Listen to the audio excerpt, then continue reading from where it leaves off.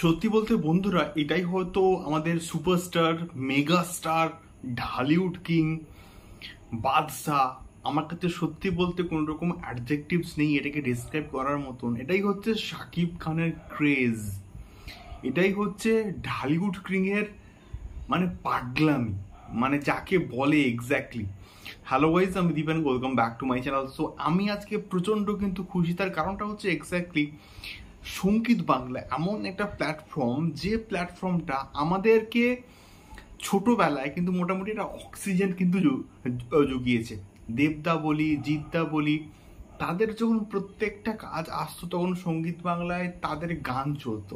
Even এখনো অবধি গ্রামে গঞ্জে মফস্বলে কিন্তু সঙ্গীত বাংলা চলে। বন্ধুরা, তোমরা যদি দেখো তারা কিন্তু বুঝতে পারবে এখনো কিন্তু চলে, এবং এখনো গ্রামে সেইভাবে কিন্তু পপুলার এই পার্টিকুলার চ্যানেলটি।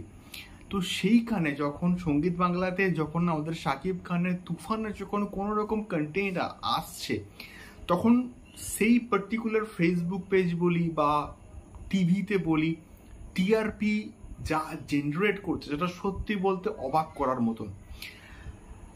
সঙ্গীত বাংলা যে ফেসবুক পেজ রিসেন্ট টাইমে তারা যে সমস্ত রিলস পোস্ট করেছে বা যা ভিডিওস মোটামুটি পোস্ট করেছে, সেখানে তোমরা তার লাইকসের সংখ্যা দেখো, তার ভিউজের সংখ্যা দেখো, তার থেকে তুফানের রিসেন্ট টাইমে যে গানটা এসছে লাগে উড়াধরা, সেই গানটার যে রিলসটা, সেই পার্টিকুলার গানটা প্রায় 9K কাছাকাছি কিন্তু লাইকস পড়ে গেছে। সেই পার্টিকুলার গানটায় প্রায় 252K মতো ভিউজ পড়ে গেছে, মানে 252K বার কিন্তু এটা প্লে হয়েছে ফেসবুকে। তো এটা সত্যি বলতে একটা রেকর্ডের বিষয় নয়। এই সমস্ত বিষয়গুলো সবার সামনে কিন্তু আসাটা দরকার, আসাটা উচিত, যেটা আমি অ্যাটলিস্ট মনে করি।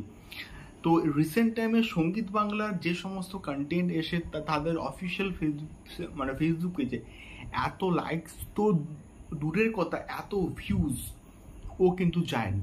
Maximum 5K, 6K, 1K, 10K অবধি কিন্তু গেছে, প্রায় এক টানা এক ধাক্কায় 252K ভিউজ। এটা সত্যি বলতে হয়তো শাকিব খানের এই যে ক্রেজ, এটার জন্যই জাস্ট পসিবল হয়েছে বলে আমি অ্যাটলিস্ট মনে করি। ইভেন টিভিতেও কিন্তু এই গানটা ফাটিয়ে চলছে, ফাটিয়ে জাস্ট টিআরপি কিন্তু জেনারেট করছে। এটাকে নিয়ে তো আর কোনো রকম সন্দেহ নেই।